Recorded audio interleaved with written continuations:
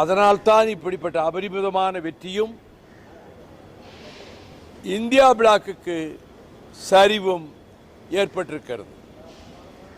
இதுதான் மூல காரணம். அனலைஸ் பண்ணி பிரணாய் ராயே இதைத்தான் சொல்லியிருக்கிறார்.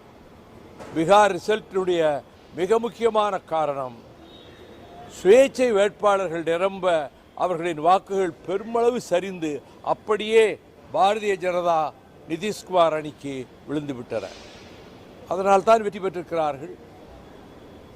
எப்படி இருந்தாலும் வெற்றி பெற்றவர்களை பாராட்டுவதுதான் அரசியலிலே ஆரோக்கியமானது. நிதிஷ்குமார் எனக்கு மிக மிக மிக நெருங்கிய நண்பர். சென்னையில் என் இல்லத்திற்கு வந்து 3 முறை ரயில்வே அமைச்சராக இருந்த பொழுது உணவருந்திருக்கிறார். ஒரு டிபேட்ல லோக்சபாவில் நான் பேசி முடிச்ச உடனே my friend mister Vaiko is the hero of the debate என்று சொன்னவர். அவர் அந்த மாநிலத்தில் அவரது செல்வாக்கை தக்க வைத்துக் கொண்டார். ஆனால் இதுவே இனி இந்தியாவில் எல்லா இடங்களிலும் பிரதிபலிக்கும் என்று எதிர்பார்க்க முடியாது.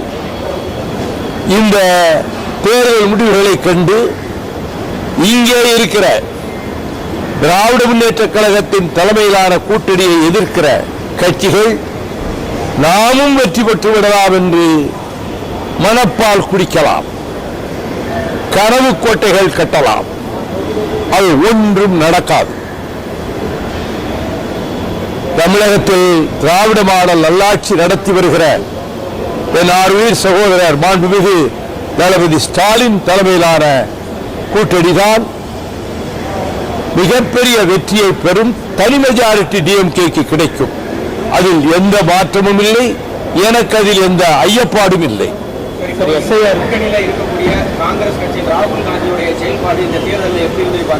ராகுல் காந்தி தன்னால் சக்திக்கு மீறி மக்களை சந்தித்தார். அவர் கடமையை செய்தார்.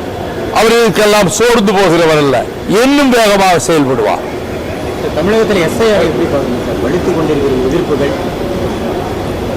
SIR is the greatest fraud committed on the people by the election commission. மிகப்பெரிய மோசடி.